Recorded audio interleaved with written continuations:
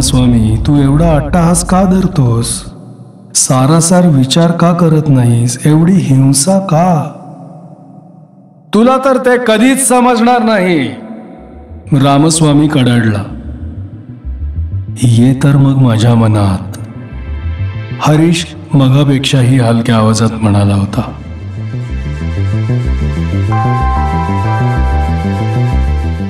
हरीशला स्वतःलाच जी गोष्ट इतकी अनपेक्षित होती ती रामस्वामीला तर एकाएकी कडाडत येणाऱ्या विजेसारखीच भासली असली पाहिजे. हरीशचे शब्द पुरे होण्याआधीच ती घटना होऊनही गेली होती.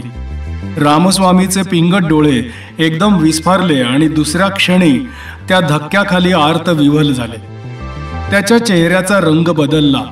तो घाणेरडा मातट रंगावर गेला.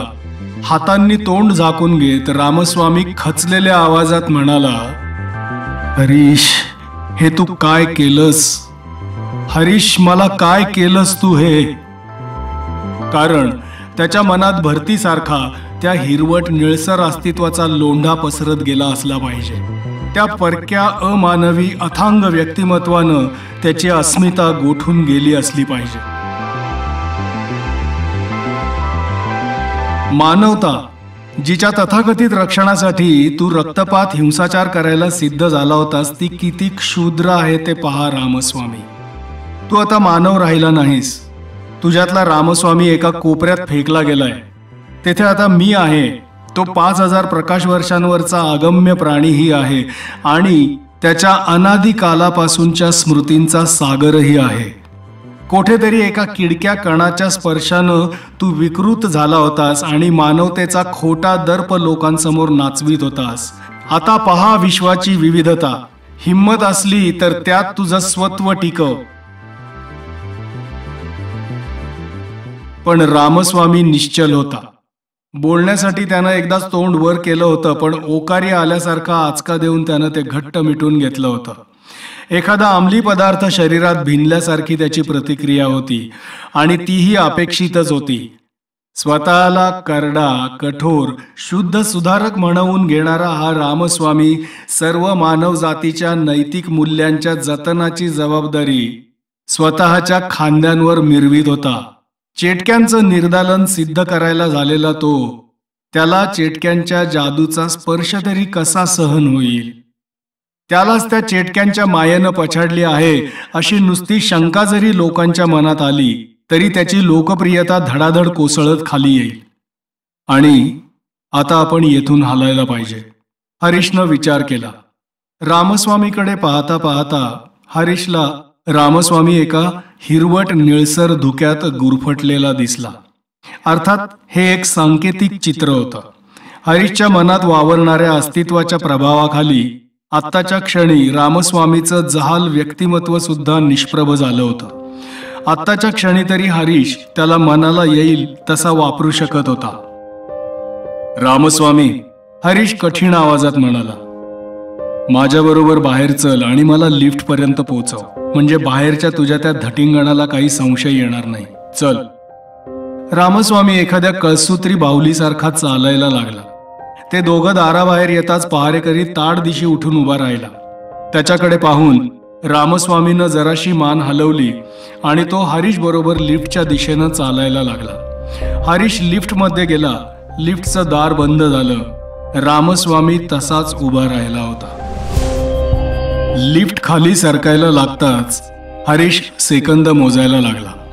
आपल्याला फार वेळ नाही याची त्याला जाणीव होती. लिफ्ट तळमजल्याला टेकेपर्यंत त्याची नाडी दौडायला लागली होती. लॉबीत आता खूपच माणसांची वर्दळ चालली होती. त्यांच्यातून हरीशनं घाईने वाट काढली. दारातून तो चटदिशी बाहेर पडला. रस्त्यात जी मिळाली ती टॅक्सी पकडली आणि गावाबाहेरची वाट धरली. शेवटचे बंगले आणि उद्याने मागे गेली. अरण्याची सीमा आली तेव्हा हरीशने टॅक्सी सोडली आणि तो झाडीत शिरून झपाझप चालायला लागला. रस्त्यात पाठलागाची काही खूण दिसली नव्हती, तरीही वेग कमी न करता तो चालतच राहिला. दुपारी 12च्या सुमारास तो पुन्हा एकदा नदीच्या काठावर येऊन पोहोचला आणि तेथेच तो विश्रांतीसाठी थांबला. जराशी सावलीची जागा पाहून तो एका झाडाला टेकून हातपाय पसरून हुश्य करत खाली बसला.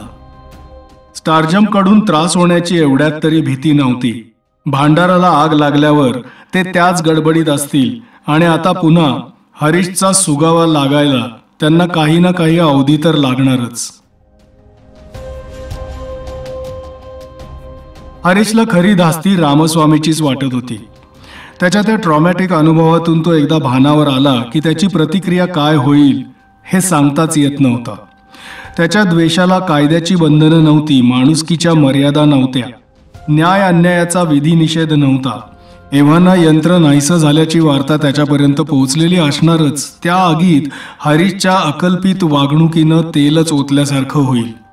आत्तापुरता त्याचा पराभव झाला होता, पण त्याच्यातला बदल जगजाहीर होण्यापूर्वीच तो सर्वत्र हिंसेचा वणवा पेटविल अशी हरीशला धास्ती वाटत होती.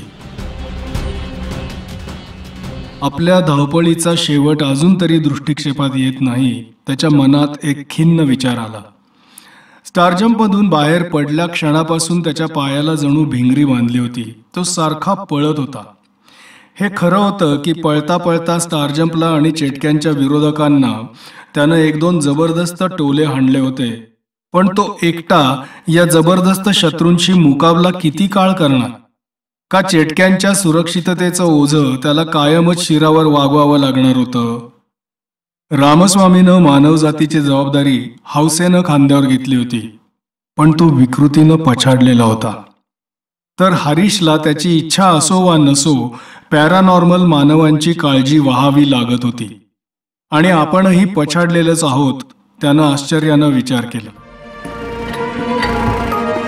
मानवाला ज्ञात असलेल्या विश्वाबाहेरच्या या 2 शक्ती, त्यांचा तर हा एखादा दीर्घकालीन संघर्ष नसेल? रामस्वामी आणि हरीश या दोघांचाही इतरच कोणीतरी केवळ संकेत म्हणून, केवळ संघर्षाच्या पटावरची प्यादी म्हणून उपयोग करीत नसेल ना? मानवी बुद्धी आणि समज किती कोती होती. या बलाढ्य प्रतिद्वंद्व्यांचे हेतू, मार्ग, साधनं सर्व काही मानवाच्या बुद्धीला अगम्यच होतं. पण तसं असेल तर हरीशच्या हातून नियती घडवली जाणार होती. नव्या मानवाचा तो प्रेषित होता, युगपुरुष होता. स्वतःला या अवास्तव भूमिकेत हरीश काही केल्या पाहू शकत नव्हता. त्या 5000 प्रकाश वर्षांवरच्या ग्रहावर अविचलपणे युगानुयुग काळ कंठणारा तो प्राणी, ज्याला हरीश अगदी जवळून ओळखत होता, तो काही एखादा समरांगणावरचा योद्धा वाटत नव्हता. लक्षावधी वर्ष आणि अब्जावधी योजनं मागे टाकल्यानंतर त्याची बुद्धी परिपक्व झाली होती.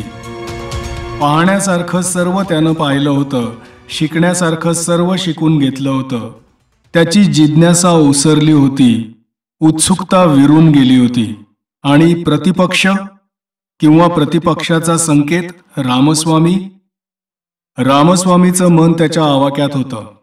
अनंत अंतरापर्यंत पसरत गेलेल्या त्याच्या अमानवी मनाच्या विस्तारात रामस्वामीचं मन हे एक क्षुल्लक वस्तू बनून राहिलं होतं. त्याच्या आठवणी, त्याचे अनुभव, त्याच्या योजना सर्व काही हरीशच्या हाताशी तयार होत्या. त्याची इच्छा असली तर तो त्यांचे हवे तितक्या बारकाईनं निरीक्षण करू शकत होता. अगदी सांभाळून एखादी स्फोटक वस्तू हाताळावी इतक्या सावधपणे त्यानं रामस्वामीचं मन समोर आणलं. पण कितीही सांभाळून जवळ गेला तरी आघात व्हायचा तो झालाच. कारण रामस्वामीचं मन म्हणजे भय, अनिवार्य द्वेष, विषारी कट यांची एक विलक्षण गुंतागुंत होती.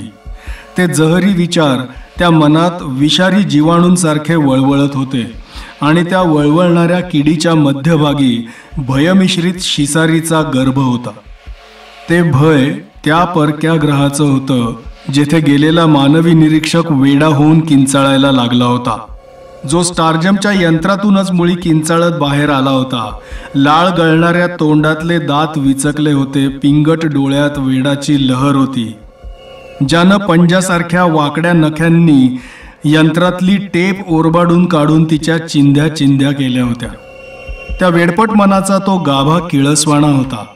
मानवतेला जे जे वर्ज्य आहे त्या सर्वांचा तो अर्क होता. तेथे शुद्धता नव्हती, पावित्र्य नव्हतं, तेथे मृत्यूचा नंगा नाच होता.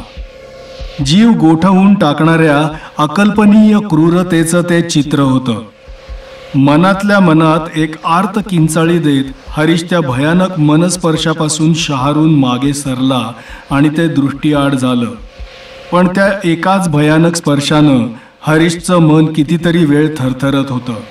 द्वेषानं आणि सुडानं असा हा जळणारा रामस्वामी चेटक्यांचा नाश करायला उद्युक्त झाला होता. तर अशा रामस्वामीला त्यानं टक्कर दिली होती. तो जर संपूर्ण मानवी असता तर त्याला ही कल्पनाही सुचली नसती. पण आता ते काम झालं होतं. रामस्वामीच्या एकलकोंड्या मनातला अर्क आता त्या विशाल परक्या मनात विरघळायला लागेल. पुन्हा काहीही झालं तरी रामस्वामी मनात परत ही अमानवी अतिरेकी तीव्रता आणू शकणार नाही. नागाच्या दातातलं विषच जणू काढून घेतलं होतं. पण रामस्वामीचा धोका डोळ्याआड करता येण्यासारखा नव्हता. श्रमानं शरीर आणि विचारांनी मन थकलं होतं. हरीशची इच्छा नसतानाही जड पापण्या डोळ्यांवर खाली सरकत होत्या. विचार बोथट आणि अस्पष्ट होत होते. गेल्या काही दिवसातले प्रसंग मिश्रित स्वरूपात डोळ्यांसमोरून सरकत होते. स्टारजम्प, सिनी. हरीश झोपला. संध्याकाळच्या गार वाऱ्यानं त्याला जाग आली. अवघडलेल्या शरीराला आळोखे पिळोखे देऊन त्यानं त्यावरचा ताण कमी केला. काठापाशी जाऊन नदीच्या थंडगार पाण्यानं हातपाय आणि तोंड धुतले. आता रस्त्यानं जाण्या इतपत अंधार झाला होता. प्रथम लेस्लीची गाठ घ्यायचा हरीशचा विचार होता. टेलिपथीचा वापर करून अमावस्येचा कार्यक्रम त्यांनी रद्द केला की नाही याची खात्री करून घ्यायची होती. गौतमच्या तपासाचं पुढं काय झालं तेही त्याला जाणून घ्यायचं होतं. पण खरी उत्सुकता रामस्वामीच्या हालचाली संबंधात होती. त्याची पावलं कशी पडतात यावर पुढचं बरंचसं काही अवलंबून होतं.